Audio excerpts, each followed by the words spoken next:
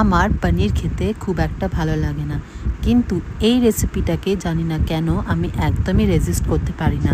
তাহলে চলো দেখি কিভাবে বানাবো। আমি এখানে 250 গ্রাম পনির নিয়েছি, একটু বড় বড় পিস করব। সাইডগুলো আমি এইভাবে কেটে নেব।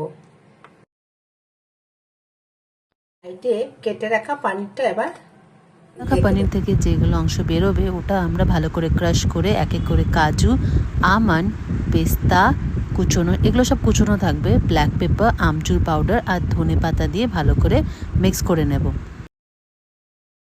কেটে রাখা পনিরগুলোকে মাঝখান থেকে এভাবে স্যান্ডউইচের মতো করে কেটে ভেতরে পুরগুলো দিয়ে দেব। পুর দেওয়ার পরে আবারও আরেকটা ভরে দেখালাম বন্ধুরা। এই 1 চামচ বাটার দিয়ে দেব, 1 চামচ সাদা তেল দিয়ে দেব,